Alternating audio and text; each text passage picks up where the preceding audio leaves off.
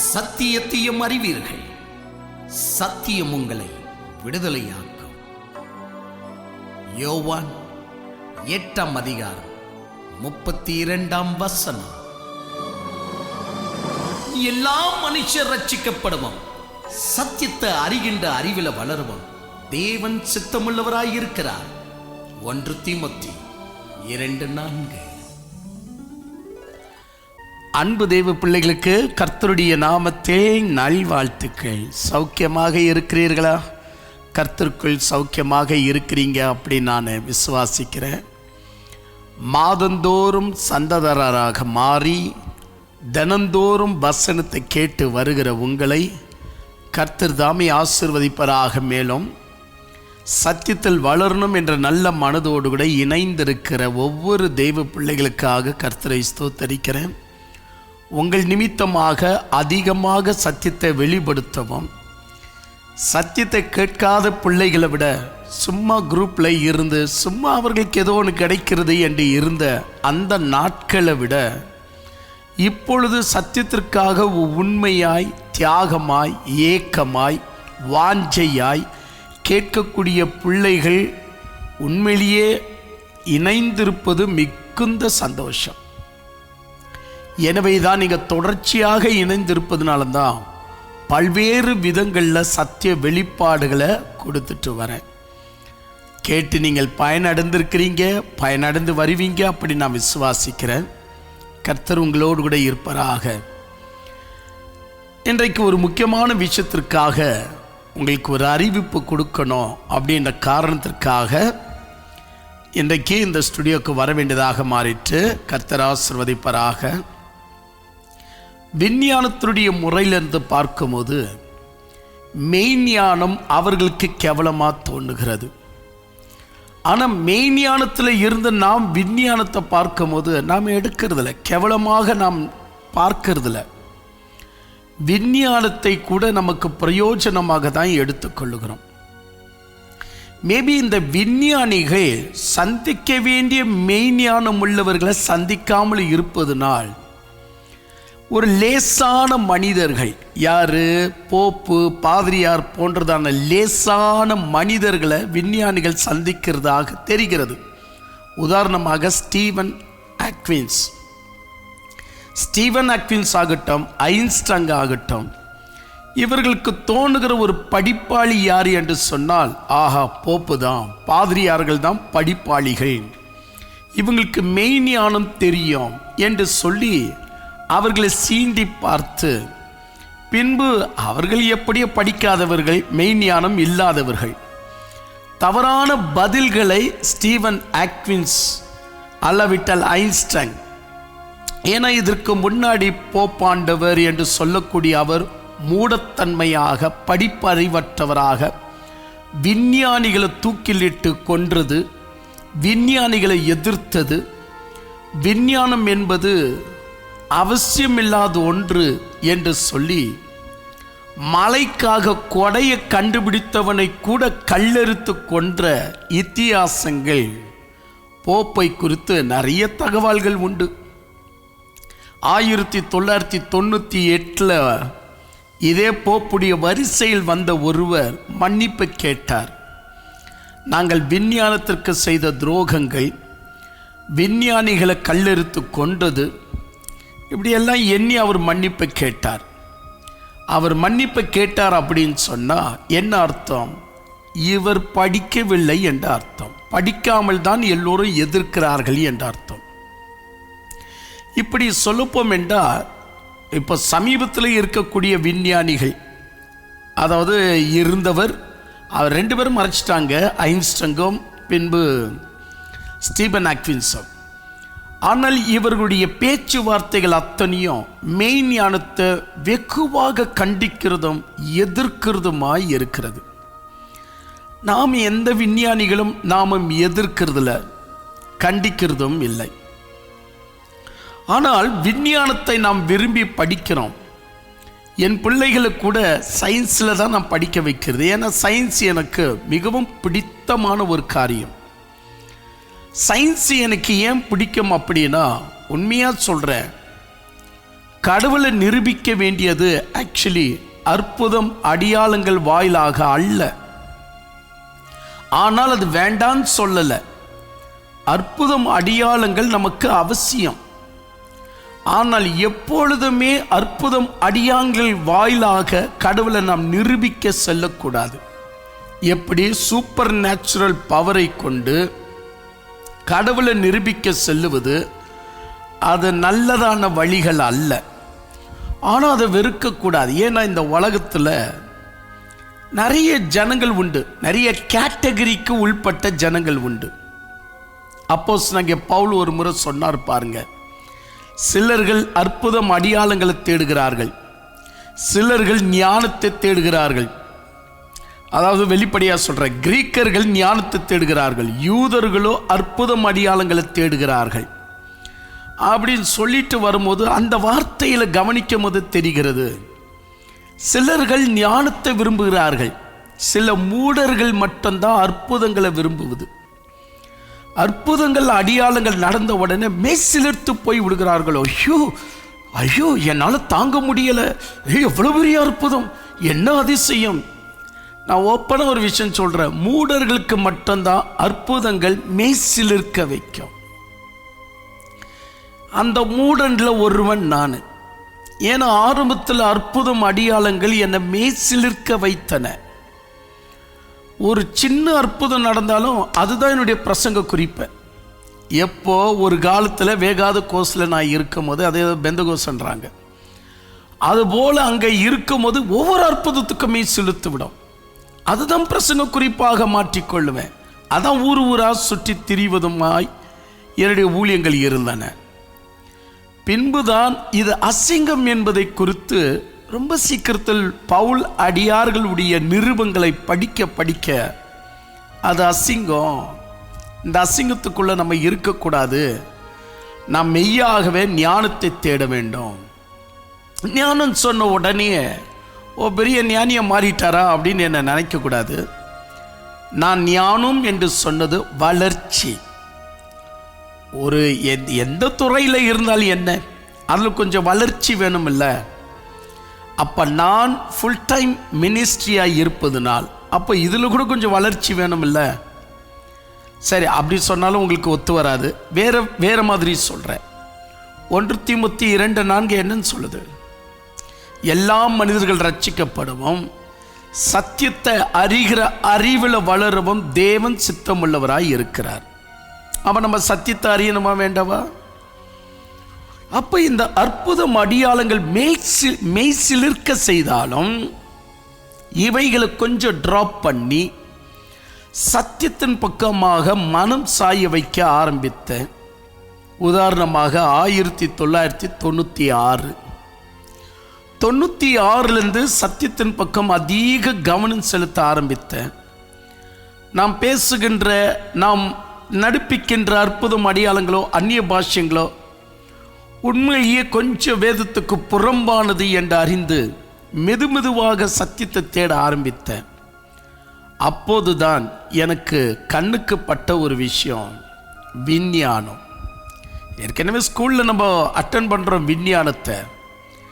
நமக்கு daily life எப்படி இருக்குன்னா, ஸ்கூலு காலேஜோடு கூட அந்த படிப்புகளை மறந்து விட்டு பின்பு நாம் நம்முடைய சம்பாதனைக்காக மூளைகளை செலவழிக்க போவதனால் இந்த படிப்புகளை கொஞ்சம் கொஞ்சமாக மறந்து விடுகிறோம். எனக்கு என்னமோ வேலைக்கெல்லாம் நான் செல்லாமல் இருந்ததுனால் படிப்பை என்னால் மறக்க முடியல. எந்த கிளாஸில் என்னென்ன படிப்பை நான் படித்தேன் என்பது மறக்க முடியாத அளவுக்கு என்னுடைய மூளையில் அது பதிந்து இருக்கிறது, டீச்சர் முதற்கொண்டு. அப்படி இருக்க மீண்டுமாக விஞ்ஞானத்தை கையில் எடுக்க ஆரம்பித்தேன். விஞ்ஞானிகளுடைய புத்தகங்களை படிக்கிறது, அவங்க செய்த ஆராய்ச்சிகளை மேலும் மேலும் கவனிக்கிறது. முக்கியமாக கெமிக்கல் என்ற விஷயத்தில் ரொம்ப இன்ட்ரெஸ்ட். இதை போட்டால் அது வருது, அதை போட்டால் இது வருது என்ற விஷயத்தில் கெமிக்கல்களை குறித்து அவர்கள் சொல்லியிருக்கிற ஆலோசனைகளை நிறைய கேட்கிறது.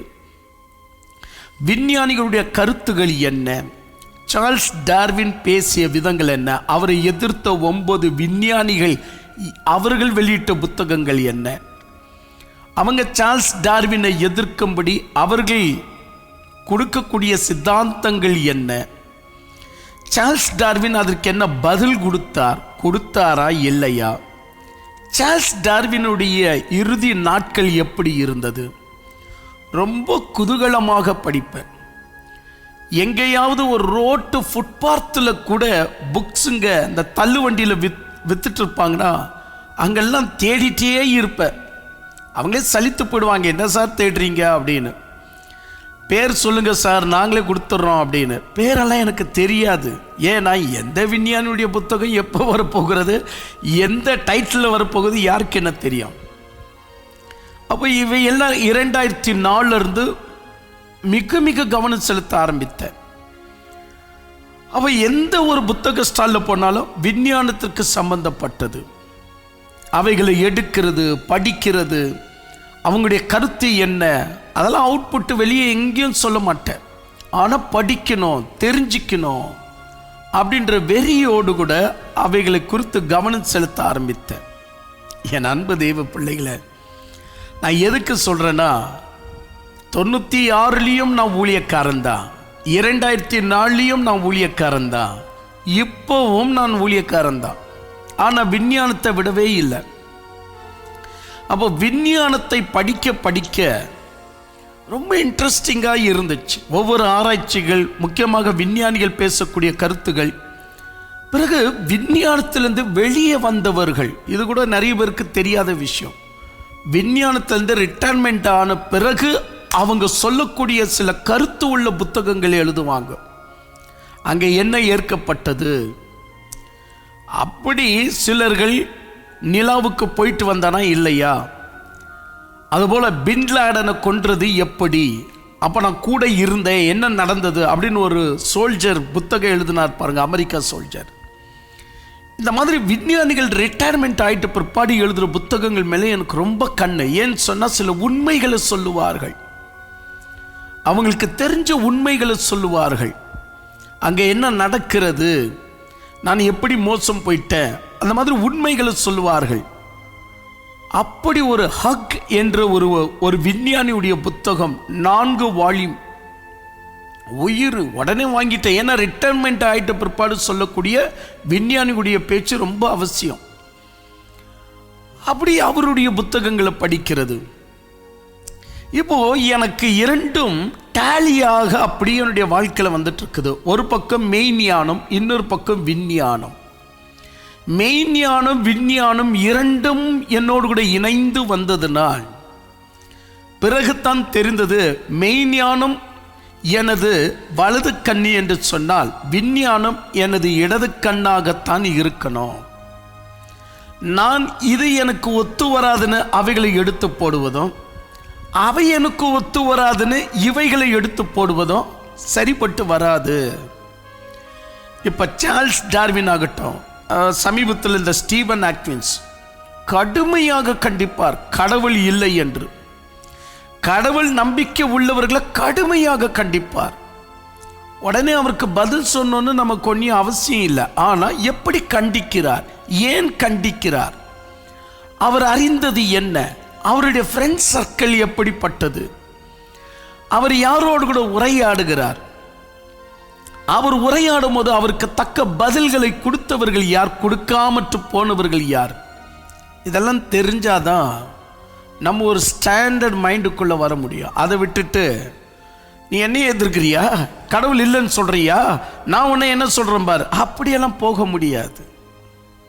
அவர்கள் இல்லை என்று சொன்னால் அதை கவனத்தோடு கூட கேட்டு உள்வாங்கிக்கணும். நம்ம எப்படி சொல்லுகிறார்கள், ஏன் சொல்லுகிறார்கள் அப்படின்னு. அப்படி இந்த மாதிரி இன்ட்ரெஸ்டாக பல புத்தகங்களை படிக்கிறது.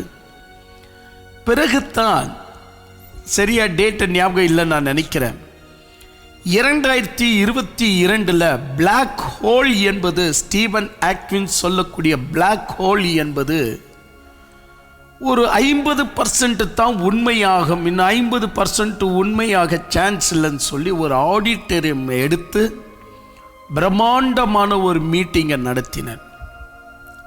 கொஞ்சம் குறைவு 20 அடியில் ஒரு எல்இடியை போட்டு பிரம்மாண்டமான ஒரு வகையில் வருகிறவர்களை எச்சரிக்கையா எல்லாரும் வாங்க, அந்த குணம்லாம் என்கிட்ட இல்லை.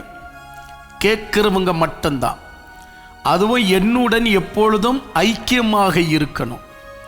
அவர்களுக்கு மட்டும் இந்த தகவல்களை சொல்லி ஒரு ஆடிட்டோரியமில் பிளாக் ஹோல் என்பது எப்படி புரிந்து கொள்ளணும், ஸ்டீபன் ஆட்கின்ஸ் அதில் எப்படி அவர் அரையும் குறையமாக சொல்லி முடித்திருக்கிறார். அது ஒரு பிரம்மாண்டமான மீட்டிங். இப்படி விஞ்ஞானத்தை குறித்து கொஞ்சம் கொஞ்சமாக ஊடுருவி போக வேண்டியதாக என் பயணம் முன் சென்றது. அதன் வாயிலாக மெய்ஞானத்திற்கு எனக்கு அதிக பலம் கிடைச்சிச்சு.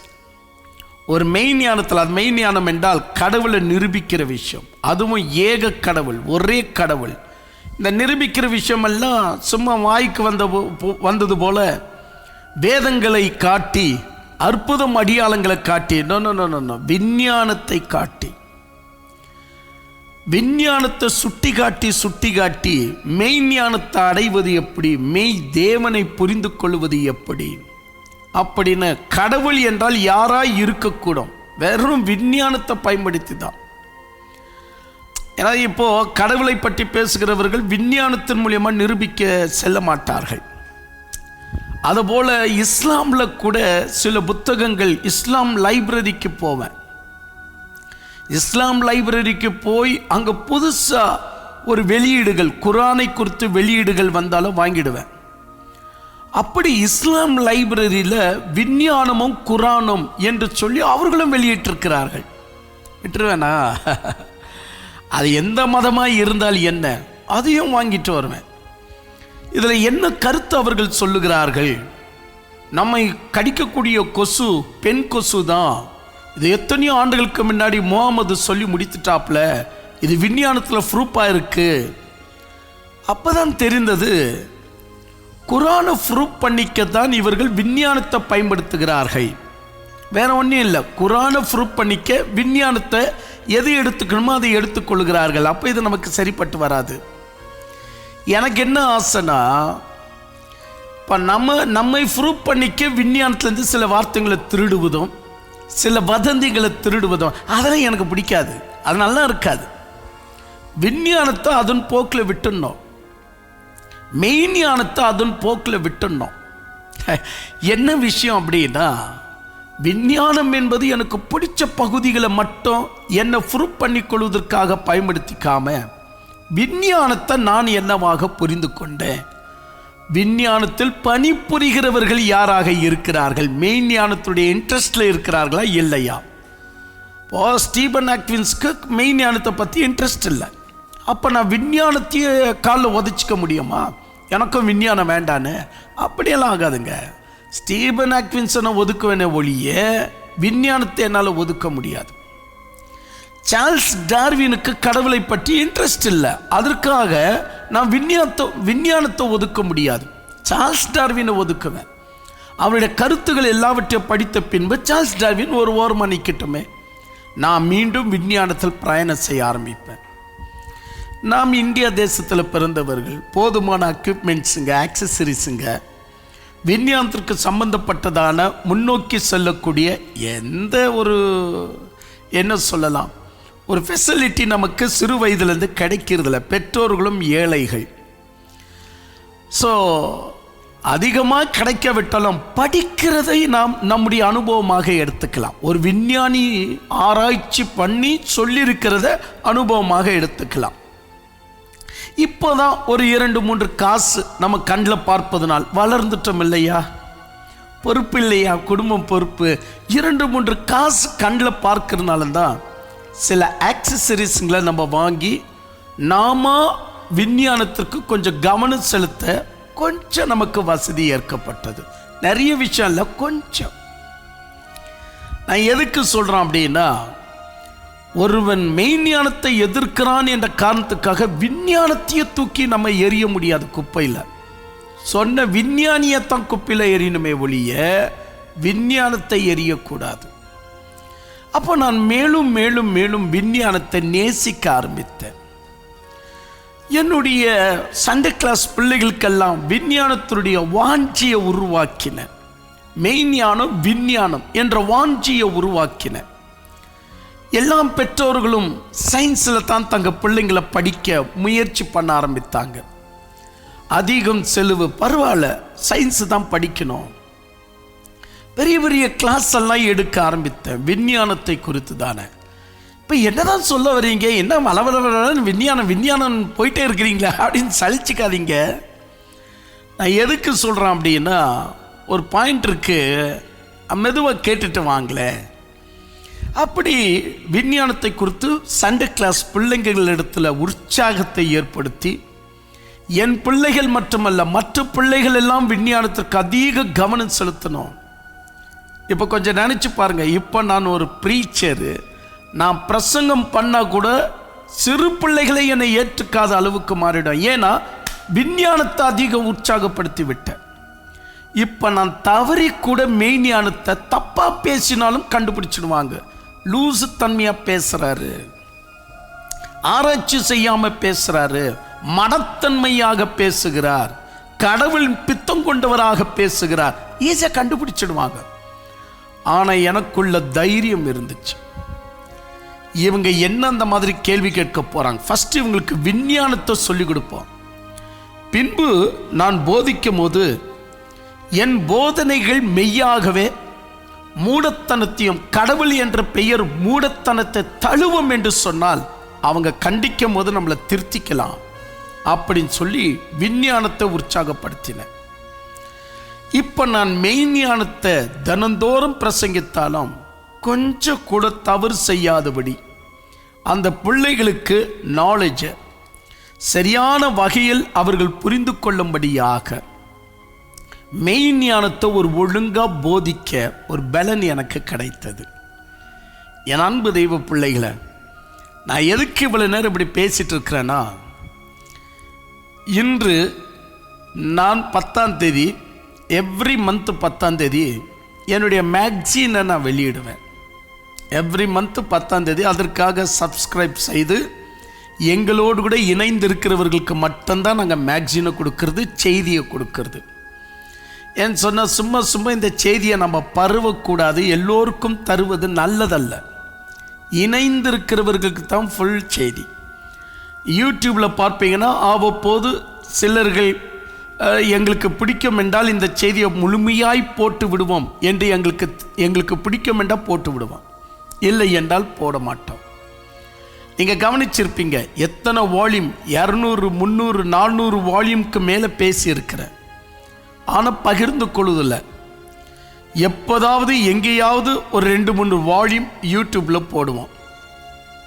ஆகவே கடவுளுடைய விஷயத்தில் முன்ன பின்ன பார்த்து அங்கேயே உட்கார்ந்துட்டு இருக்காதீங்க. ஃபோனை எடுத்து உடனே ஃபோன் பண்ணி இப்படிப்பட்ட ஒரு மெய்ஞானத்திற்குரிய ஒரு செய்தியும் விஞ்ஞானத்தை ஒதுக்கி விடாமல் விஞ்ஞானத்தையும் மெய்ஞானத்தை மூடத்தன்மையாய் அற்புதம் அடையாளங்கள் வகையில் பிரசங்கிக்காம கடவுளை விஞ்ஞானத்தோடு கூட இணைந்து சொல்லக்கூடிய அற்புதமான இந்த தேவ வார்த்தையை கேட்க உடனே ஃபோனை எடுத்து நீங்கள் ஜாயின் பண்ணிக்கங்க. ஜாயின் பண்ணுறவங்களுக்கு தான் நாங்கள் டெய்லி அனுப்புகிறோம். ஒரு நாள் தவறாமல் தினந்தோறும் மெய்ஞானத்திற்குரிய சத்தியங்களை அனுப்பி கொண்டிருக்கிறேன். இன்று ஜூலை 10ஆம் தேதி, இந்த ஜூலை 10 மேக்சின் வெளியிடுகிற நேரம். இந்த மேக்சினில் முழுக்க விஞ்ஞானிகளைத்தான் நான் பயன்படுத்தி இந்த மேக்சினை நான் வெளியிட்டிருக்கிறேன். எப்படின்னு சொன்னால், எங்களுக்கு நிறைய ஆட்கள் உண்டு. இங்கிலீஷில் டிரான்ஸ்லேஷன் செய்ய, தமிழ் நானே செஞ்சிடறேன், கன்னடாவில், தெலுங்கில், மற்ற மொழிகள் எல்லாம் டிரான்ஸ்லேஷன் செய்ய ஆட்கள் உண்டு.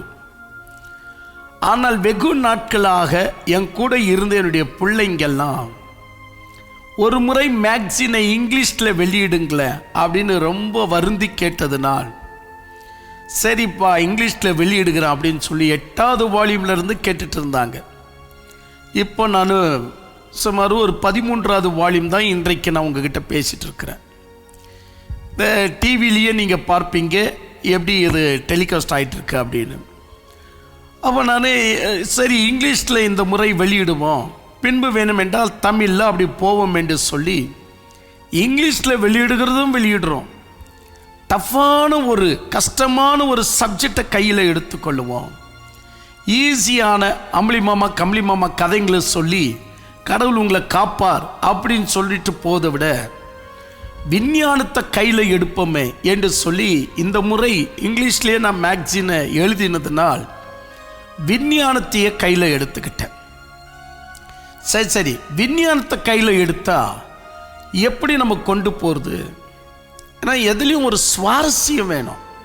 சும்மா வாய்க்கு வந்ததெல்லாம் விஞ்ஞானம்பா அப்படின்னு சொல்லி ஒரு சப்ஜெக்ட் எடுத்துட முடியுமா? இப்போது குரானை பற்றி சொல்கிறாங்க இல்லையா, விஞ்ஞானத்தை வைத்து குரானை காப்பாற்றி கொள்கிறார்கள். எனக்கு அது இன்ட்ரெஸ்ட் இல்லை. எனக்கு என்ன அப்படின்னு சொன்னால், விஞ்ஞானத்தையே பிடித்து விஞ்ஞானத்திற்கு விஞ்ஞானத்தில் இருந்து பதில் கொடுக்கணும், வெளித்தில் இருந்து பதில் கொடுக்கக்கூடாது. விஞ்ஞானத்தையே பிடித்து விஞ்ஞானத்தில் இருந்த பதில் கொடுக்கணும் அப்படின்னு சொல்லி மேக்சினை உடனே ஆரம்பித்தேன். உடனே சப்ஜெக்டை உருவாக்கிட்டேன். என்ன மேக்சின், என்ன நாவல்ஸா 600 பக்கம் எழுத? மேக்சின் தானே. மேக்சினெல்லாம் இப்போ 40 பேஜ் 60 பேஜ் நம்ம கொடுத்துட்டாலே சில பேருக்கு மயக்கடிச்சு கீழே விழுறாங்க. ஐயோ இவ்வளவா வாசிக்கணும் அப்படின்னு. அதனால இருந்து மாதத்துக்கு 30 நாள் 20 நாள் 30 பேஜ் என்று சொல்லி ஒரு 32 பேஜ் வெளியிடுறேன். ரொம்ப சிம்பிளாக 32 பேஜ். அப்போ நான் என்ன பண்ணேன், விஞ்ஞானத்தை சப்ஜெக்டாக உருவாக்கினேன். இப்போ விஞ்ஞானத்தை பற்றி பேசணும். ஆனால் எப்படி பேசுவது? அது சுவாரஸ்யம் தானே. எப்படி பேசுவது? நான் விஞ்ஞானத்தை கொடுத்து கேலக்ஸி எடுத்துக்கிறதா, சூரியனை எடுத்துக்கிறதா, அதில் போய் அவங்கள திட்டிகிட்டு இருக்க முடியுமா? இந்த பக்கம் நான் மெய்ஞானத்தையும் விட்டுற முடியாது. ஏன்னா இந்த பக்கம் எனக்கு மெய்ஞானம் அவசியம். ஏன்னா என்னுடைய டியூட்டியே மெய்ஞானம்தான்.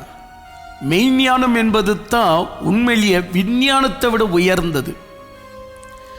ஆமாங்க, மெய்ஞானத்துக்கும் விஞ்ஞானத்துக்கும் என்ன டிஃப்ரென்சியேஷன் அப்படின்னு சொன்னால் நல்ல கவனமாக கேட்டுக்கங்க. மெய்ஞானம் என்பதை, அதாவது மெய்ஞானத்தில் சொல்லப்படுகிற அந்த பரம்பொருள், அந்த இறைவன், ஏக இறைவன், ஒரே கடவுள், அதான் நிரூபிக்கணும். இல்லை சும்மா வாய்க்கு வந்ததெல்லாம் எங்கள் வேதம் அப்படி சொல்லுது, இங்கே வேதம், அதான் நமக்கு இன்ட்ரெஸ்ட் இல்லை. நமக்கு இன்ட்ரெஸ்ட் என்ன அப்படின்னா, ஒரே கடவுள் யார், எப்படிப்பட்டவர், அவர் எங்கே இருக்கிறார், இதெல்லாம் பைபிள்லேருந்து வாசிக்குவோம், பைபிள்லேருந்து எடுத்து சொல்லுவோம். அந்த இன்ட்ரெஸ்ட்லாம் எனக்கு கிடையாது. விஞ்ஞானத்தின் மூலயமா ப்ரூவ் பண்ணுவோம். அப்போது இங்கே ஒரு முக்கியமான விஷயம் என்ன அப்படின்னா, இந்த மெய்ஞானத்தில் சொல்லப்படுகிற அந்த பரம்பொருளை நாம் நம்முடைய ஞானத்தை கொண்டு பார்க்க முடியாது.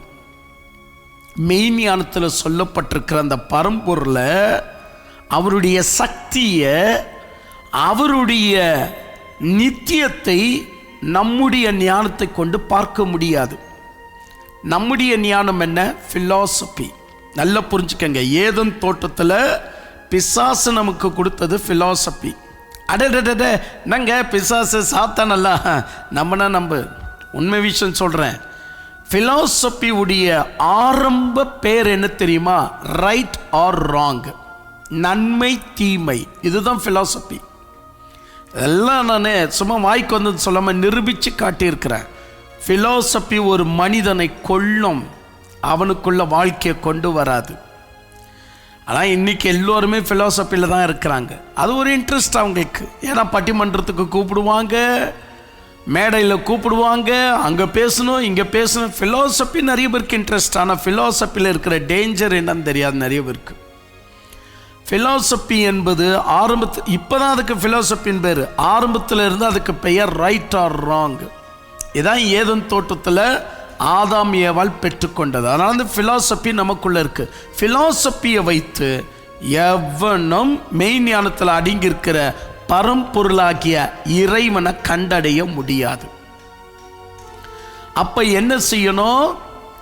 மெய்ஞானத்திற்குள்ள ஒழிந்திருக்கிற பரம்பொருளை நாம் கண்டுபிடிக்கணும்னா விஞ்ஞானத்தை நம் கையில் எடுக்கணும். இதற்காக தான் இறைவன் விஞ்ஞானத்தை நம்மளுக்கு கொடுத்தார். யாரை கண்டுபிடிக்க? அந்த மெய்தேவனை கண்டுபிடிக்க விஞ்ஞானத்தை நமக்கு கொடுத்தார்.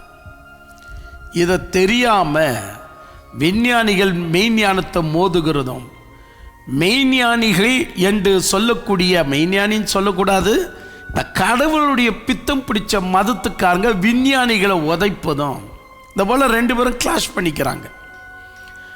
ஆனால் விஞ்ஞானிகள் கண்டுபிடிச்சிருக்கிற எக்யூப்மெண்ட்ஸ்களெல்லாம் பயன்படுத்திக்கிறாங்க.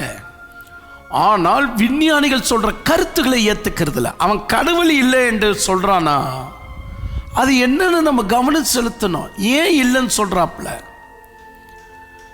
பெரியாருடைய புக்கு ஒன்று வாங்கிட்டு எடுத்துன்னு வந்து நான் வீட்டில் வைக்கல. எப்பொழுதெல்லாம் புக் ஸ்டால் போடுகிறார்களோ, ஈரோடு ஆகட்டும், சென்னை ஆகட்டும், என்னால் அவ்வளோதான் பிரயாணம் பண்ண முடியும், 2 இடங்கள் தான். மற்றது எல்லாம் லைப்ரரி ரெகுலராக போவேன். ஸோ புத்தக பெருவிழா அப்படின்னு சொல்லும் போது எனக்கு தகவல் கிடைக்கிறதில்ல.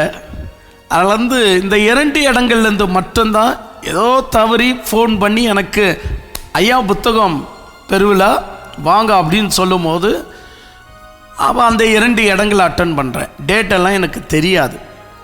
ஆனால் லைப்ரரிங்க இந்தியா முழுக்கம் இருக்கக்கூடிய லைப்ரரிங்களை சுற்றுருவேன். அது எனக்கு ரொம்ப இன்ட்ரெஸ்ட்.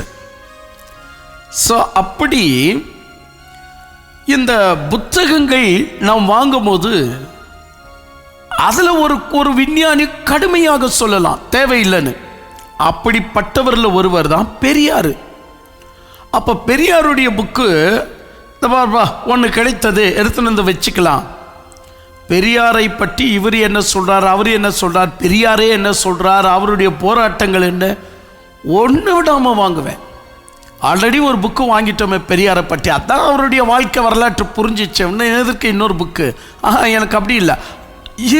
இவர் இந்த ஆத்தர் பெரியாரை பற்றி ஒரு கண்ணோட்டத்தில் பேசுவார்னா, இன்னொரு ஆத்தர் பெரியாரை பற்றி இவருக்கு தெரியாத அனுபவங்களை அவர் எழுதுவார். அந்த மாதிரி நான் முழுக்க பெரியாருடைய புத்தகத்தை வாசித்தால் கடைசியில் தெரிகிற விஷயம் என்ன தெரியுமா? அவர் கடவுள் விரோதி அல்ல, கடவுள் பெயர் சொல்லுகிற மனித விரோதியாகத்தான் மாறினார். அவர் கடவுள் விரோதி அல்லவே அல்ல. பிறகுதான் பெரியாரை குறித்து ஒரு நல்ல அபிப்பிராயம் மனுஷன் எனக்கு கேட்கப்பட்டது. ஏதோ நாவல்ஸ் மாதிரி எழுதுவாங்க பாருங்க, அந்த புக்கு. நான் சொல்லுதெல்லாம் சின்ன புத்தகமெல்லாம் எல்லாம் கிடையாது. நான் ஏற்கனவே பலமுறை சொல்கிறேன், எனக்கு பெரிய புத்தகம் தான் எனக்கு ரொம்ப இன்ட்ரெஸ்ட்டு. சின்ன அளவில் இருந்தால் வேண்டான்னு இல்லை, அது எனக்கு ரொம்ப ஒரு மாதிரி ஷேம்ஃபுல்லாக இருக்கும். என்னடா இவ்வளோ சின்னதாக இருக்கு, என் மேக்சின் எனக்கே ஷேம்ஃபுல்லாக இருக்குது, ஏன்னா 32 பேஜில் ஒரு மேக்சினை வெளியிடுறோமே அப்படின்னு. எந்த புத்தகமாக இருந்தாலும் 500 பக்கம் 600 பக்கம் இருக்கணும், அது எனக்கு ரொம்ப இன்ட்ரெஸ்ட்டு. அந்த மாதிரி பெரியாருடைய புத்தகம் எல்லாம் அந்த லெவலில் தான் வாங்கிறது. வெகு நாட்களை ஒரு 8 வருஷம் அவரை குறித்து படித்து யார் பெரியாரை பற்றி. பிறகுத்தான் தெரிந்தது பெரியார் கடவுளுக்கு விரோதி அல்ல. உண்மையிலேயே சொல்லப்போம் என்றால் அவர் கடவுளுக்கு விரோதி அல்ல. ஆனால் கடவுள் பெயரை வைத்து இந்துக்களை யாரோ, இந்து மாத்திரம் சொல்கிற மாதிரி இல்லை, கிறிஸ்தவர்களை எல்லா மதத்துக்காரங்களும் அட்டு வழி செய்கிறாங்க. கீழ் ஜாதி மேல் ஜாதி, பெண்களுக்கு உரிமை இல்லாதது, இதைத்தான் பெரியார் எதிர்த்தார ஒழிய அவர் என்றைக்கும் மெய்தேவனை எதிர்த்ததே கிடையாது. ஏன்னா அவருடைய வளர்ப்பு மகன் ஸ்டாலின், உங்களுக்கு தெரியும் நான் நினைக்கிறேன், ஈரோட்டில் பெரியாருடைய வளர்ப்பு மகன் ஸ்டாலின், அவருடைய சாட்சியை கேட்கும் போது தான் தெரிகிறது என்ன, இவர் பெரியார் மெய்தேவனை எதிர்த்தவர் அல்ல. மெய்தேவன் யார் என்று அவரால் கண்டுபிடிக்கவும் முடியலை, அது ஒரு பக்கம். ஆனால் ஏற்கனவே தெய்வத்தின் பேரில் விளையாட்டுகள். இதே மாதிரி தான் புத்தர் கூட. நீங்கள் நல்லா யோசித்து பார்த்தீங்கன்னா புத்தரும் பெரியாரும் ஒரே மாதிரி தான் செயல்பட்டிருக்கிறாங்க. ஆனால் இதில் ஒரு கூத்து என்ன தெரியுமா, நிறைய பேர் இந்த புத்தருடைய புத்தகம் கூட கதையாக வாசிக்கிறீங்க. இதுதான் தப்பு. கதையாக வாசிக்காதீங்க. யாரோ வெளியிட்டிருக்கிறாங்க, அது 100கணக்கான ஆத்தர்ஸுங்க புத்தரை பற்றி அவங்களுக்கு தெரிஞ்ச கருத்துக்களை கொண்டு நிறைய புத்தகத்தை எழுதியிருக்கிறாங்க. அதெல்லாம் சும்மா படித்து டைம் வேஸ்ட் பண்ணிக்காதீங்க. அவ்வப்போது ஒருத்தன் கருத்து சொல்லுவான்.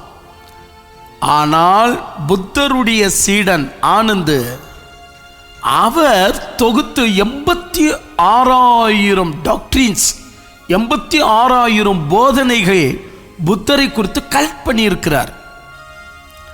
அந்த போதனைகளுக்கு பெயர் தான் திரிபிடிகா அப்படின்னு சொல்லுவாங்க. அது 85,000 போதனைகள், ஏறக்குறைய 86,000. அது நீங்க படிக்கணும். அப்பதான் புத்தர் யார் என்ற விஷயம் வெளியே வரும். நான் அதெல்லாம் ரொம்ப இன்ட்ரெஸ்ட். 86,000 அவ்வளவுதானா அப்படின்னு கேட்டவ லைப்ரரியில அதை பாலி மொழியிலேயே எனக்கு வேணும் அப்படின்னு. புத்தர் இப்போ பேசியிருக்கிறது பாலி மொழியிலேயே எனக்கு வேணும். அது கூட நான் மேக்சினில் போட்டு பாலி மொழியை எனக்கு டைப் பண்ணவோ தமிழில் அவைகளை டைப் பண்ணவோ எனக்கு ரொம்ப கஷ்டமாக இருந்ததுனால அந்த மேக்சினில் மன்னிப்பு கேட்டிருப்பேன். இதை நான் இங்கிலீஷ்லேயே டைப் பண்ணுறேன் அப்படின்னு. ஏன்னா டைப் பண்ணுறதும் நான் தான், டிசைன் பண்ணுறதும் நான் தான், பிரிண்ட் அவுட் எடுக்கிறதும் நான் தான். அதாவது ஒரு வேலையை அத்தனையும் செய்கிறது நான் தான். ஒரு மேக்சினுக்கு நானே தான் எல்லாவற்றையும் செய்வது. எதுக்கு சொல்கிறேன் அப்படின்னா, எவ்வளோ வேலைகள் இருக்குன்னா ஒரு நாளைக்கு 24 மணி நேரம் எனக்கு போதாது. அப்படி இருந்தும் மற்ற ஊழியக்காரங்க சொல்கிற கருத்தெல்லாம் கேட்க எனக்கு டைம் இருக்கு. நம்மை பற்றி ஏதாவது கேட்டால் எனக்கு டைம் இல்லைன்னு சொல்லக்கூடிய இந்த ஊதாரி ஊழியக்காரங்களை என்னன்னு சொல்கிறது? எதுக்கு எடுத்தாலும் டைம் இல்லையா? அந்த மாதிரி என்னப்பா வேலை செய்றீங்கன்னு ஒரு நாள் அவங்க கூட இருந்தால் தான் அவங்களுடைய வண்டவாளம் வெளியே வரும்னு நான் நினைக்கிறேன். எந்த ஊழியக்காராவது டைம் இல்லைன்னு சொன்னால் அவங்கள நம்பாதீங்க. எல்லாருக்குமே டைம் இருக்கு. முதுகு வழியாத ஊழியக்காரங்க இவங்கெல்லாம். சரி, இவ்வளோ என்னுடைய ஸ்டுடியோவில் கூட அவ்வளோதான். இந்த ஸ்டுடியோவில் எல்லாமே நான் தான். என்கிட்ட எல்லாம் கண்ட்ரோலும் இருக்குது. அந்த கண்ட்ரோலை வைத்து தான் கேமராவை நான் ஜூம் அவுட்டு, ஜூமு எல்லாவற்றையும் இந்த உள்ளே வந்த பிற்பாடு எல்லா வேலையும் நான் தான். மேக்சின் எடுத்தாலும் ஆல்மோஸ்ட் எல்லா வேலையும், சர்ச் எடுத்தாலும் ஆல்மோஸ்ட் எல்லா வேலையும். சிறு வயதுலேருந்து அது பழகி போச்சு. ஒரு சின்ன வேலைன்னு சொன்னாலும் இன்னொருத்தரை நம்பி கொடுக்குற குணம் இல்லாமல் போச்சு. சரியாக செய்ய மாட்டாங்க, கவனத்தோடு கூட செய்ய மாட்டாங்க. ஆனால் நாமே செஞ்சுடுவோம், தப்போ சரியோ நாமே செஞ்சுடுவோம் அப்படின்னு வாழ்க்கையில் போயிட்டேன்னு வச்சுக்கோங்களேன். அப்படி இந்த புத்தருடைய போதனைகள் 86,000 போதனைகள் கலெக்ட் பண்ணி இதில் என்ன இருக்கு அப்படின்னு ஆராய்ந்து பார்க்கும்போது தான் புத்தர் பெரியார் சேம் ஊழியத்தை செய்து 2 பேருமே கோட்டை விட்ட விஷயம் எதுனா, மெயின் ஞானத்தை புத்தரும் கோட்டை விட்டுட்டாரு, பெரியாரும் கோட்டை விட்டுட்டார். 2 பேருக்குமே மெயின் ஞானம் கிடைக்கல. ஆனால் அவர்களுடைய பணி என்பது மதிக்கத்தக்கது. இன்றைக்கு நாம் பெண்களாகட்டும், இல்லை உரிமைகள் என்ற பெயரில் எனக்கே மற்றவர்களுக்கே ஆகட்டும், இன்னைக்கு நாம் நின்றிருக்கிறோம் என்று சொன்னால் ஒரு காலத்தில் எழும்பிய புத்தரும் பிறகு எழும்பிய அம்பேத்கரும் மற்றும் பெரியார் என்று சொல்லி போற்றி புகழலாம். கர்த்தர் ஆசீர்வதிப்பாராக. அப்படி இப்போ நம்ம 13th வால்யூமை நம்ம சேலஞ்சாக எடுத்துட்டோம், விஞ்ஞானத்தை பற்றி பேசலாம் அப்படின்னு. ஆனால் எப்படி பேசுவது? விஞ்ஞானத்தை குறித்து பிள்ளைங்களுக்கு கூட படிக்கணும், அவங்களுக்கும் அது ஈஸியாக இருக்கணும். பெரியவங்க படிக்கணும், அவங்களுக்கும் அது ஈஸியாக இருக்கணும். அதே நேரத்தில் விஞ்ஞானம் சம்திங் ஒன்றை இழந்திருக்கிறது என்று சுட்டி காட்டணும். அதே நேரத்தில் மெய்ஞானத்தில் இருந்து தக்க பதிலை கொடுக்கணும். எப்படி சப்ஜெக்டை உருவாக்கலாம் என்று மணிக்கணக்கில் யோசிக்க முடியாது. ஏன்னா மேக்சின் ஆயிடுச்சு. ஒன்றை வெளியிட்ட உடனே அடுத்த மாதத்திற்கு, ஏன்னா டைப்பிங்கும் நான் தான், எழுதுவதும் நான் தான், டிசைன் பண்ணுறதும் நான் தான், பிரிண்டிங்க்கு முன்னாடி நின்று பிரிண்ட் செய்வதும் நான் தான். அப்போ பாருங்கள், கொஞ்சம் கூட எனக்கு டைம் இல்லாதபடி நான் யோசிக்க கூட டைம் இருக்காது. மடமடன்னு யோசிக்கணும், அடுத்த ஸ்டெப்பில் நான் போயிட்டே இருக்கணும். உடனே புக்கு எடுத்து நோட் பண்ண ஆரம்பித்தேன். கிராவிட்டியும் விஞ்ஞானத்தின் மூடத்தன்மையும். கிராவிட்டி விஷயத்தை கண்டுபிடித்ததை விஞ்ஞானி என்று நீங்கள் நினைக்கிறீங்க. ஆனால் கிராவிட்டி இன்ன வரைக்கும் விஞ்ஞானிகளால் மூடத்தன்மையாகத்தான் சொல்லப்படுகிறது. கடைசியாக கிராவிட்டியுடைய விஷயத்தில் ஐன்ஸ்டைன் ஏற்படுத்திய அந்த ஃபார்முலா, அது முதற்கொண்டு தெளிவோடு கூட மக்களுக்கு ஃபஸ்ட்டு விஞ்ஞானத்தை எடுத்து சொல்லி பின்பு விஞ்ஞானத்துடைய மூடத்தனம் எந்த அளவுக்கு இருக்கு, அவங்களுக்கு ஏன் கிராவிட்டியை குறித்து சரியான பதில் தெரியவில்லை அப்படின்னு கிராவிட்டியும் விஞ்ஞானத்துடைய மூடத்தன்மையும் அப்படின்னு ஆரம்பிக்கலாம். அடட, கிராவிட்டியும் அதில் விஞ்ஞானத்துடைய மூடத்தன்மை அப்படின்னு ஆரம்பிச்சிட்டா எப்படிப்பா இருக்கும், நல்லா இருக்காது, இன்னொன்று குறிப்புகளை ஏற்படுத்தும் அப்படின்னு. ஏன்னா எனக்கு நிறைய பிள்ளைங்க உண்டு, சண்டே கிளாஸ் பிள்ளைங்க சொல்கிறேன், சண்டே கிளாஸ் பிள்ளைங்க நிறைய பேர் உண்டு. அப்போ அவங்கெல்லாம் இந்த பத்திரிக்கையை வாசிக்கும் போது அவங்கெல்லாம் போய் டீச்சருங்களுக்கு கொடுப்பாங்க, காலேஜில் ஸ்கூல்லலாம் கொடுப்பாங்க. இதை படிங்க, எங்கள் ஐயா எழுதினாரு அப்படின்னு கொடுப்பாங்க. சில பேர்கள் மேரேஜில் கிஃப்டாக கொடுப்பாங்க, மொத்தம் மேக்சின் எல்லாம் ஒன்று பண்ணி அதை கொடுப்பாங்க. ஸோ அதனால இருந்து இது ரொம்ப ஜாக்கிரதையாக எழுதணும், சும்மா வாய்க்கு வந்தது எழுத முடியாது அப்படின்னு சொல்லி கிராவிட்டியும் விஞ்ஞானத்துடைய மூடத்தன்மை, கிராவிட்டி விஷயத்தில் விஞ்ஞானத்தில் இருக்கக்கூடிய மூடத்தன்மை என்ன, இரண்டாவது சப்ஜெக்ட் கூட உருவாக்கலாமே அப்படின்னு சொல்லி கிராவிட்டி மட்டுமல்ல, லைஃப்பை பற்றி விஞ்ஞானம் சொல்லக்கூடிய மூடத்தன்மைகள் என்னென்ன, எந்த விஞ்ஞானம், அதாவது விஞ்ஞானிகள் மூடத்தன்மையாக லைஃப்பை பற்றி என்ன சொல்லுகிறார்கள், விஞ்ஞானத்தில் லைஃப்பை பற்றி நிரூபிக்கப்பட்டிருக்கிற மூடத்தன்மைகள் என்னென்ன. சரி, ரெண்டு சொல்லிட்டா நல்லா இருக்காது. லைஃபுக்கு அடுத்தது டெத்தை பற்றி விஞ்ஞானத்தில் இருக்கக்கூடிய சொற்கள் என்ன, அதோடைய மூடத்தன்மை என்ன, கவனிச்சிங்களா? அப்போ விஞ்ஞானம் நீங்கள் மதிக்கலாம், நானும் மதிக்கிறேன். நான் தான் ஆரம்பத்தில் சொல்லிட்டேன், நான் விஞ்ஞானத்தை மதிக்கிறேன், ரொம்ப படிக்கிறேன்னு. ஆனால் அதில் கூட மூடத்தன்மைகள் இருக்கு அப்படின்னு நீங்கள் புரிஞ்சுக்கணுமா வேண்டாவா? விஞ்ஞானத்தில் ஏன் மூடத்தன்மைகள் இருக்கு? அது என்னங்க, அது 32 பேஜ், அதில் போயிட்டு நான் முழுமையாக எழுதவா முடியும்? அது 32 பேஜுக்குள்ளவே சுருக்கி அப்படி எழுதிட்டு போனோம் இல்லையா? அதனால இருந்து முழு டீட்டெயில்ஸ் அங்கே கொடுக்காவிட்டாலும் தேவையான டீட்டெயில்ஸ் அந்த மேக்சினில் கொடுத்துருக்குறேன். ஸோ டெத்தை குறித்து விஞ்ஞானத்துடைய மூடத்தன்மைகள் என்ன. அடுத்தது the age of planet. So பிளானட்டுகளை குறித்து இவங்களுடைய மூடத்தன்மையான பதில்கள் என்ன? ஆமாங்க, இது ரொம்ப அவசியமானது. இவங்க சொல்கிற அந்த கிலோமீட்டர், இவங்க சொல்கிற அந்த டிராவல்,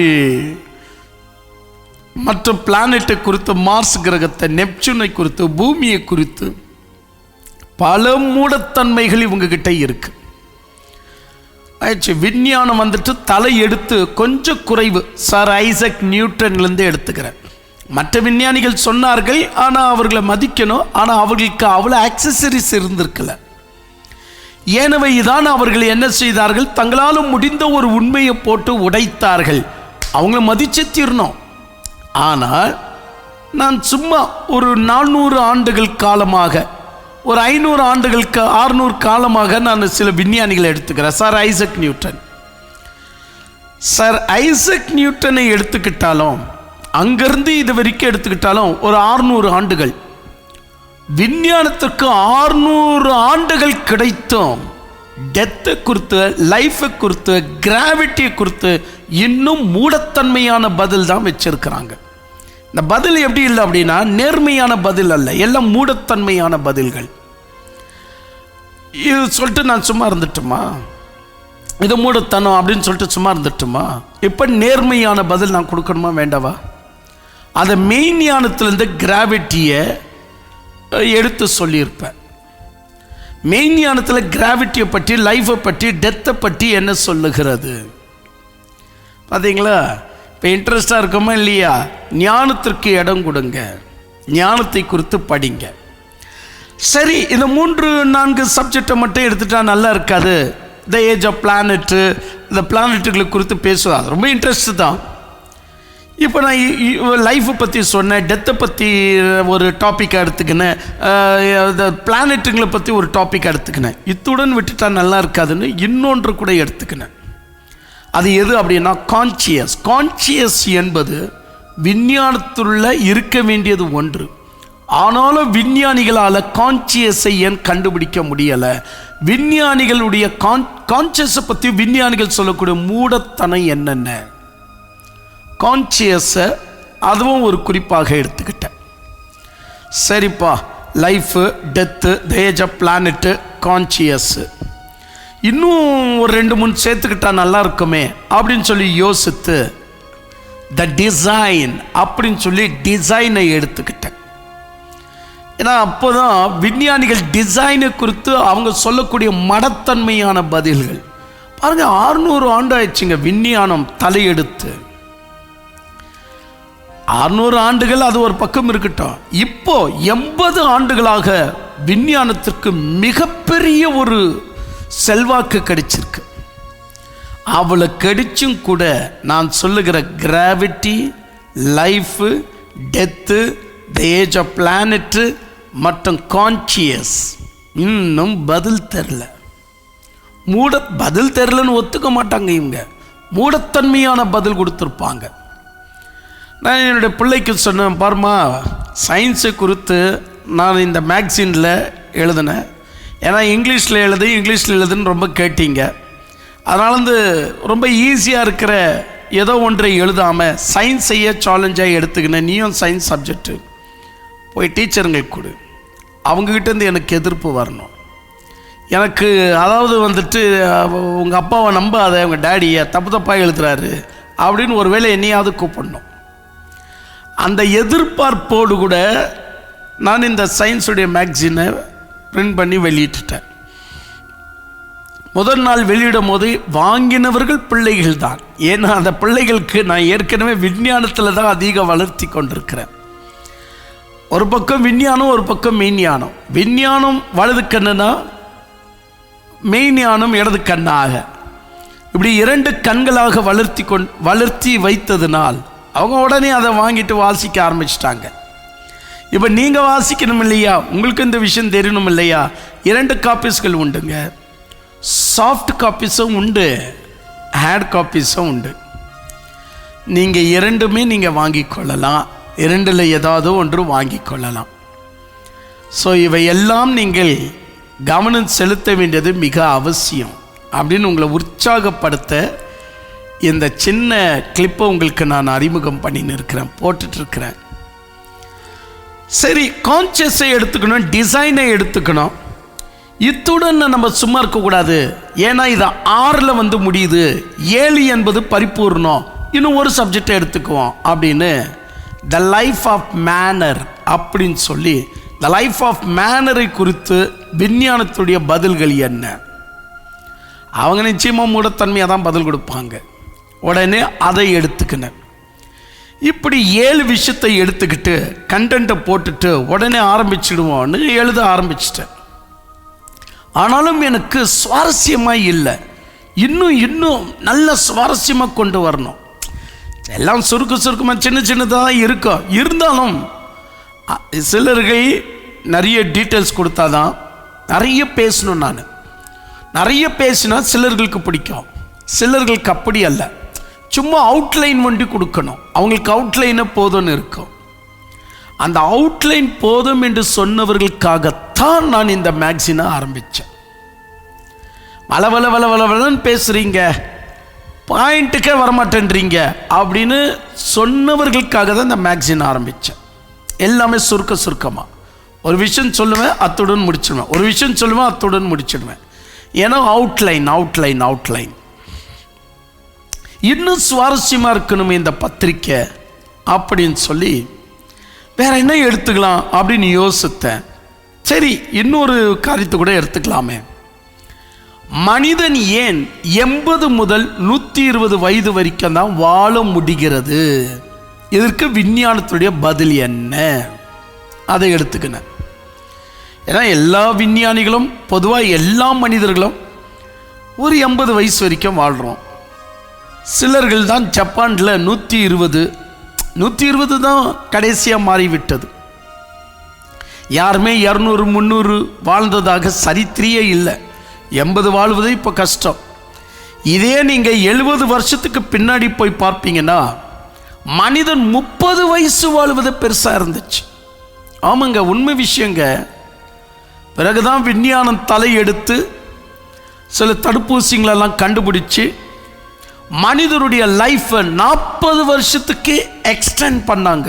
யாரு? இந்த 70 வருஷத்தில் இருந்த விஞ்ஞானிங்க நம்முடைய லைஃப்பை 40 வருஷத்துக்கு எக்ஸ்டெண்ட் பண்ணதுனால இருந்தால் இன்னைக்கு நம்ம 70-80 வருஷம் வரைக்கும் வாழ்ந்துட்டு வரோம். பலத்தின் மிகுதியால் 120 வருஷம் வரைக்கும் வாழ்ந்துட்டு வரோம். இப்போ என்னுடைய கேள்வி என்ன அப்படின்னா, மனிதன் 80-120 சாவ காரணம் என்ன? இதுக்கு விஞ்ஞானத்தில் என்ன பதில் இருக்கிறது? யார் யார் பதில் கொடுத்தார்கள்? அது எந்த அளவுக்கு மூடத்தன்மையாக இருக்கு? ஏன்னா விஞ்ஞானம் என்பது அது கூட அவ்வளோதாங்க, த பிளைண்ட் ஃபெய்த் என்று சொல்லலாம், கண்மூடித்தன்மையான நம்பிக்கை. ஸ்டீபன் ஹாக்கின்ஸுடைய புத்தகத்தை வாசிங்க, கண்மூடித்தன்மையான நம்பிக்கை அவர்கிட்ட நிறைய வருது. ஒரு ஆராய்ச்சியை முழுமையாக முடிக்க மாட்டார், அவ்வளோ சீக்கிரம் அதை நம்பிடுவார். அப்படியே நம்பிடுவார், அதான் கரெக்டாக அப்படின்னுடுவார். பிளாக் ஹோலை குறித்து என்ன தெரிஞ்சார் இல்லை, உடனே அதை நம்பிடுது. இப்படி தான். நான் டேட்டோடு கூட அந்த ஆடிட்டோரியமில் அந்த மீட்டிங்கில் நான் சொன்னேன், பிளாக் ஹோல் எப்படியெல்லாம் இருக்கும் அப்படின்னு. சரி, இப்படி அந்த சப்ஜெக்டை எடுத்துக்கினேன். இப்போ 8வது கூட்டிக்கிட்டேன், இதுவும் கொஞ்சம் நல்லா இருக்கட்டுமே அப்படின்னு. 9வது வேணுமென்ற ஒரு கேள்வியை எழுப்பினேன். அது என்ன அப்படின்னா, மரணம் திட்டமிட்டு வருகிறதா இல்லை பை ஆக்சிடென்ட்டா? இந்த ரெண்டுத்துக்குமே கேள்வி விஞ்ஞானம் கொடுக்கணும். நான் என்ன பண்ணியிருக்கிறேன்னா, விஞ்ஞானத்தில் என்ன பதில் கொடுத்திருக்கிறார்கள் என்று அதில் எழுதிட்ட பின்பு தான் மெய்ஞானத்திற்குரிய பதில் கொடுக்கிறது. நான் அப்படி கவனித்து பார்க்கும்போது இந்த மேக்சினில் இந்த 8 விஷயம் வந்துட்டு அதில் சேர்த்து உங்களுக்கு வழங்கியிருப்பது கண்டிப்பாக நீங்கள் கேட்கணும். 8ஓடு கூட நிறுத்திட்டா நல்லா இருக்காதுப்பா அப்படின்னு சொல்லி இன்னொன்றை கூட்டிக்கலாமே அப்படின்னு. எல்லோருக்கும் மரணம் உறுதியா இல்லை மரணத்திலிருந்து தப்பித்து கொள்ளக்கூடிய யாராவது இருக்கிறார்களா? மரணத்திலிருந்து தப்பித்து கொண்டவர்கள் யாராவது இருக்கிறார்களா? இது விஞ்ஞானத்தால் சொல்ல முடியுமா? விஞ்ஞானம் மூடத்தன்மையாக சொல்லும், நோ சான்ஸ்னு. ஆனால் நான் நிரூபித்து காட்டியிருக்கிற சான்சஸ் உண்டு அப்படின்னு. அப்போ நீங்கள் படிக்கலாமா வேண்டாவா? அதில் குறிப்புகளை சொல்லியிருப்பேன். இப்போது விஞ்ஞானத்தை எதிர்த்து எவிடன்ஸுகளை காட்டுவதனுடைய வேலை அல்ல, மெய்ஞானத்திற்குள்ளே இருக்கிற உங்களை பலம்படுத்தணும், தைரியப்படுத்தணும், உறுதிப்படுத்தணும். இதுதான் என்னுடைய வேலை. அப்போது விஞ்ஞானத்துடைய மூடத்தன்மையை அவுட்லைனாக சொல்லிட்டு மெய்ஞானத்துக்குரிய பதிலை அவுட்லைனாக சொல்லி முடிச்சிருப்பேன். கவனிங்க, ரொம்ப அருமையாக இருக்கும். சரி, என்னப்பா 8 விஷயம் எடுத்துக்கணுமே, 9வது எடுத்துக்கலாமே அப்படின்னு சொல்லி 9வது எல்லோருக்கும் மரணம் உறுதியான்னு எடுத்துக்கினேன். 9ல் நிற்க வைக்கிறது அவ்வளோ 10 சொல்லிட்டேனா? ஓகே, 10ல் நிற்க வைக்கிறது நல்லா இருக்காது, இன்னும் ஒன்றை எடுத்துக்கலாமே அப்படின்ற ஆசையில் இன்னொன்றை எடுத்துக்கினேன். மரணம் எல்லோருக்கும் உறுதி, ஆனால் உங்களால் யாருக்காவது விஞ்ஞானிகளால் 300 வருடம் வாழ்ந்த ஒரு மனிதனை பற்றி சொல்ல முடியுமா? 300 வருடம் 400 வருடம் வாழ்ந்த ஒரு மனிதனை பற்றி விஞ்ஞானத்தால் சொல்ல முடியுமா அப்படின்னு கேள்வியை எழுப்பி அதற்கு விஞ்ஞானிகள் என்ன பதில் கொடுக்கிறார்கள், பிறகு மெய்ஞானத்தில் என்ன பதில் இருக்கிறது, இதை எப்படி நம்ம நம்புறது, இது 11வதாக எடுத்துக்கிட்டு ஒரு குறிப்பாக எடுத்துக்கிட்டு அதை பற்றி எழுத ஆரம்பித்தேன். பிறகு 12வது, நாம் ஏன் இளமையாக இருக்க முடிகிறது இல்லை, இதில் விஞ்ஞானியுடைய பதில் என்ன? அவங்க எந்த செல்லை பற்றி சொல்கிறாங்க, எந்த டிஎன்ஏ பற்றி சொல்கிறாங்க, ஏன் நம்மால் இளமையாகவே இருக்க முடியறதில்ல? நம்முடைய அழகு மாறுது, நம்முடைய வயசு மாறுது, நம்முடைய முகம் மாறுகிறது, நம்முடைய கைகள் எல்லாம் மாறுகிறது. இளமையாக இருக்க ஏன் முடிகிறதில்ல? அப்போ விஞ்ஞானிகள் எந்த செல்லை எந்த குரோமை குறிப்பிடுகிறார்கள்? அது உண்மையிலேயே சரியான பதிலா இல்லை அதுவும் மூடத்தன்மையான பதிலா அப்படின்னு விஞ்ஞானத்துடைய 12வது மூடத்தன்மையை இந்த மேக்சினில் நான் கொடுத்துருக்கிறேன். அடுத்தது என்ன அப்படின்னு சொன்னால் 13 எடுத்துக்கொள்ளாமே அப்படின்னு சொல்லி மறுபடியும் மரணத்தை குறித்து ஒரு விஷயம் அங்கே கேள்வி கேட்டிருக்கிறேன். செத்துட்டு மறுபடியும் உயிரோடு கூட வந்து இன்ன வரைக்கும் இருக்கக்கூடியவர்கள் யாராவது நிரூபிக்க முடியுமா? இப்போ பாருங்க, நிரூபிக்க முடியுமான்னு அவங்கள கேள்வி கேட்டு இப்போ நான் நிரூபிக்க முடியாமல் இருக்க முடியுமா? ஆமாம், நான் நிரூபிக்கணும் இல்லை, அவங்கள நிரூபிக்க முடியுமான்னு கேள்வி கேட்டு நான் சும்மா இருக்க முடியுமா? நான் அவைகளை குறித்து நிரூபிக்கணும். இது 13வதாக அந்த சப்ஜெக்டில் ஒரு கண்டென்ட்டாக சேர்த்துக்கினேன். ஸோ இப்படி வெவ்வேறு விஷயம், ஒரு 14 விஷயம் சேர்த்துக்கிட்டு என்னெல்லாம் இருக்கிறது. ஒரு 14வது குறிப்பு என்ன அப்படின்னா, மரணம் தற்காலிகமானதா இல்லை, மரணம் ஒரு சஜஷனாக தான் மனிதனுக்குள்ள செயல்பட்டு கொண்டிருக்கிறதா, மரிக்கிறவருடைய ஆத்துமா. ஏன்னா விஞ்ஞானத்தில் இப்போ தான் சைக்கோ என்று சொல்லக்கூடிய சோலை குறித்து ஒரு சப்ஜெக்டை சேர்த்துக்கிட்டாங்க. இது வரைக்கும் விஞ்ஞானிகள் சைக்கோ என்று கிரீக்கில் சொல்லக்கூடிய சோலை அவங்க நம்பல. பிறகு இப்போ தான் சைக்கோ என்ற சப்ஜெக்ட் கூட சேர்க்கப்பட்டு இப்போ நம்ப ஆரம்பிக்கிறாங்க. அப்படின்னா மரித்த ஆன்மாக்கள் எங்கே இருக்கும்? விஞ்ஞானத்துடைய பதில் என்ன? இப்படி சுவாரஸ்யமாக அருமையாக இந்த மாதத்துடைய மேக்சின். நெக்ஸ்ட் என்ன மேக்சின்னு தெரியாதுங்க, பிள்ளைங்கள்லாம் கேட்டாங்க. இப்பொழுதும் தமிழ்லேயே எழுதுறீங்க, தமிழில் படிக்கிறவங்கெல்லாம் நல்லா இருக்குன்னு சொல்கிறாங்க, ஒரு முறை இங்கிலீஷில் பண்ணுங்களேன் அப்படின்னு கேட்டாங்க. அவங்களுக்காக நான் ஏன்னு சொன்னால், இங்கிலீஷ்காரனுக்கு நிறைய கொட்டி கிடக்கிறது ஐஸ்வர்யம். நாம் தமிழன், அதனால் அந்த தமிழர்களுக்கு பிரயோஜனமாய் அவர்கள் அந்த மெயின் ஞானத்தை அடைந்து அவங்களுக்கு அது யூஸ்ஃபுல்லாக இருக்கணும் என்ற காரணத்துக்காக தான் முற்றிலும் என்னுடைய ஊழியம், என்னுடைய விஷயமெல்லாம் தமிழையே ஏற்படுத்தி கொண்டேன். ஸோ எனக்கு பெரிய லெவலில் இம்ப்ரூவ் ஆகணும் அதெல்லாம் கிடையாது. கேட்குறவன் 2 பேர் இருந்தால் போதும். கேட்காதவங்க அவன் எவ்வளோ பெரியவனாக இருந்தாலும் அவங்க சாவாசமே எனக்கு வேண்டாம். நீ வேறு வழி, நான் வேறு வழி. கேட்கணும். ஒரு சின்ன வார்த்தை கூட என் காதில் விழக்கூடாது. என்ன அந்த மாதிரி பேசிட்டீங்க, அந்த சின்ன வார்த்தை கூட என் காதில் விழக்கூடாது. விழுந்தா நான் பேசுறதுலன்னு தெரியும் இல்லை, அப்போ நீ இந்த வழியில் போ, நான் இந்த வழியில் போயிடுறேன். ஏன்னு சொன்னால், நம்ம இவ்வளோ வருஷம் கஷ்டப்பட்டு படித்ததெல்லாம் இந்த மூடர்களுக்கு 5 நிமிஷத்தில் நம்ம நிரூபிக்க முடியாது. அவங்கள அவங்க வழியில் விட்டுடணும்.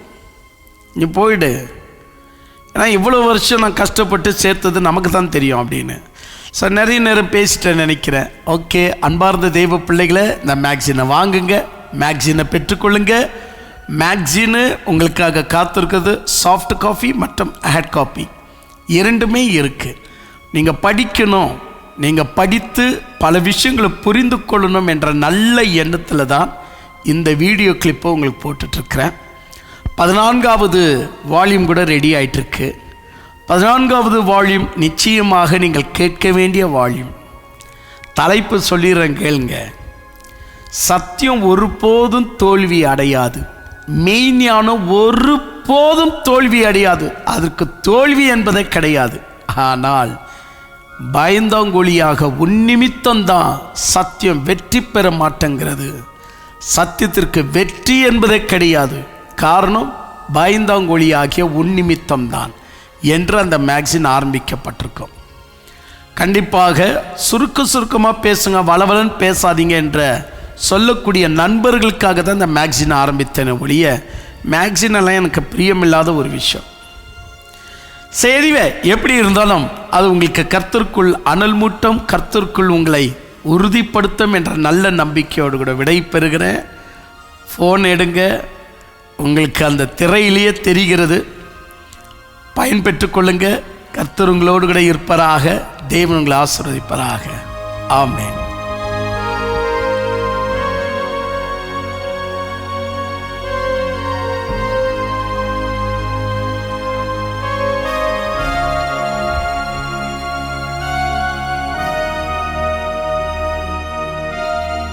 அன்பான தெய்வ ஜனங்களுக்கு கர்த்தருடைய நாமத்தில் நல்வாழ்த்துக்கள். இப்பொழுது நீங்கள் கேட்ட இந்த சத்தியத்தை போலவே பல ஆயிரம் ஆண்டுகளாக பேசப்படாமல் புதைக்கப்பட்டு இருக்கிற ரகசியங்களை நமது சகோதரர் ஜோயல் டேவிட் அவர்கள் மிக அழகாக சத்தியத்தை சத்தியவர்ணமாகவே கொடுத்துள்ளார். நமது ஊழியக்காரர் கொடுக்கின்ற ஒவ்வொரு செய்தியும் நம்மை தேவனிடத்தில் கிட்டு சேரத்தக்கது. அது மட்டுமல்லாமல் நாம் சத்தியத்தின் பாதையில் நடக்கவும் நமது வாழ்க்கையை தேவனிடத்தில் சீர்திருத்திக் கொள்ளவும் ஒரு ஒளியாக உள்ளது. இந்த செய்திகள் நமக்கு மட்டும் பயனளிக்காமல் உலகத்தில் பல்வேறு நாடுகளுக்கு சார்ந்தவர்களுக்கும் பயனளித்து கொண்டு வருகிறது. இது மட்டுமல்லாமல் அநேக தேசங்களில் இருக்கிற தேவ மக்கள் நம் சத்திய வெளிப்பாடுகளை வாட்ஸ்அப், FM, CD மற்றும் யூடியூப் மூலமாக கேட்டு பயன்படுத்தி வருகிறார்கள். இந்த செய்திகள் டச், சிங்களம், நெதர்லாண்ட்ஸ், போர்ச்சுகீஸ் மற்றும் ஆங்கிலத்தில் மொழிபெயர்க்கப்பட்டு அவர்களுக்கும் இந்த சத்திய வெளிப்பாடுகள் உபயோகமாக உள்ளது. மற்றும் நம் ஊழியர் பேசியிருக்கிற சில செய்திகளில் 583 மணி நேரமும், நம் ஊழியர் பேசியிருக்கிற சில செய்திகள் 582 மணி நேரமும், இன்னும் சில செய்திகள் 583 மணி நேரமும், இன்னும் சில செய்திகள் 980 மணி நேரமும், இன்னும் சில செய்திகள் 1760 மணி நேரமும், இன்னும் வேறு செய்திகள் 1500 மணி நேரமும், மொத்தமாக 5412 மணி நேரம் தக்கதாக செய்திகள் உள்ளது. கூடுதலாக 35,000 மணி நேரம் பேசியுள்ள மிக பிரம்மாண்டமான செய்தி நமது இடத்தில் உள்ளது. இந்த செய்திகள் கேட்க வேண்டும் என்று ஆர்வத்தோடு இருக்கிற தேவ பிள்ளைகள் நம் சந்தாதார் மூலியமாக நீங்கள் கேட்டு பயன் அடைந்து கொள்ளலாம். இந்த செய்திகளை நீங்கள் பெற்று பயனடைய சந்தாதர் பகுதியில் இணைந்து கொள்ளுங்கள். சந்தாதர் பகுதி என்பது அரைமணிக்கான செய்தி ஆகும். இந்த செய்திகளை நாங்கள் தினம்தோறும் கேட்டு மிகுந்த பயனடைகிறோம். சந்தாதர் செய்திகள் என்பது அரை மணிக்குண்டான செய்திகள். இந்த செய்திகள் மூலமாக நாங்கள் மிகுந்த பிரயோஜனம் அடைந்து வருகிறோம். இந்த செய்திகள் பல புத்தகங்களுக்கு சமமாக உள்ளது. இவ்வகையான செய்தியை நீங்கள் வாழ்க்கையில் ஒரு முறையாவது கேட்க வேண்டும் என்று அன்போடு கேட்டுக்கொள்கிறோம். நாங்கள் உங்களுக்கு தனிப்பட்ட விதத்தில் வாட்ஸ்அப்பிலோ, டெலிகிராமிலோ அல்லது வேறொரு தனிப்பட்ட ஆப்பிலோ நாங்கள் உங்களுக்கு மட்டுமே அனுப்பி கொடுக்கின்ற இந்த சத்திய வெளிப்பாடுகளை நீங்கள் கேட்டு சத்தியத்தில் வளர்ந்து வருவது எங்களுக்கு மிகவும் சந்தோஷமாக உள்ளது. பிரியமானவர்களே, கர்த்தருடைய நாமத்திலே உங்களுக்கு நல்வாழ்த்துக்கள். பிரியமான சகோதர சகோதரிகளே, சத்தியத்துக்காகவும் சத்தியத்திலும் நீங்கள் உறுதியாய் இருப்பது எங்களுக்கு மிகவும் மகிழ்ச்சியாய் உள்ளது. நாங்கள் உங்களுக்கு தனிப்பட்ட விதத்தில் வாட்ஸ்அப்பிலோ, டெலிகிராமிலோ அல்லது வேறு ஒரு சோஷியல் மீடியா மூலியமாகவோ உங்களுக்கு மட்டுமே அனுப்பி கொடுக்கின்ற செய்திகளை நீங்கள் கேட்டு பயனடைந்து வருவது எங்களுக்கு மிகவும் மகிழ்ச்சியாய் உள்ளது. ஆனால் நீங்கள் வீட்டில் சும்மா இருக்கும்போதோ அல்லது டிராவலில் இருக்கும்போதோ ஒரு முறை அல்ல ஒவ்வொரு முறையும் யூடியூபுக்கு சென்று அங்கே நீங்கள் செய்திகளை கேட்கும்போது, நீங்கள் லைக் கொடுத்து சப்ஸ்கிரைப் செய்யும்போது சத்தியத்துக்குரிய புதிய அப்டேட்கள் உங்களுக்கு அறிவிக்கப்படும். தினந்தோறும் கேட்கப்படுகிறதான ஒவ்வொரு சத்திய வெளிப்பாடுகளை சந்தாதார பகுதியில் கேட்பது மாற்றமல்லாமல் யூடியூபில் சென்று லைக் பண்ணுங்க, சப்ஸ்கிரைப் பண்ணுங்க. இப்படிப்பட்ட சத்திய வெளிப்பாட்டு கேட்க மிஸ் பண்ணாது இருங்கள். இப்படியாக இந்த சத்திய வெளிப்பாடை கேட்க வேண்டும் என்று ஆர்வத்தோடு இருக்கிற தேவ பிள்ளைகள் நம் ஸ்கிரீன்ல வருகின்ற நம்பர்களுக்கு தொடர்பு கொள்ளுங்கள். நம்பர் 9880510712 மற்றும் 6360697395. ஸோ இந்த நம்பர்களுக்கு தொடர்பு கொள்ளுங்கள். தேங்க்யூ.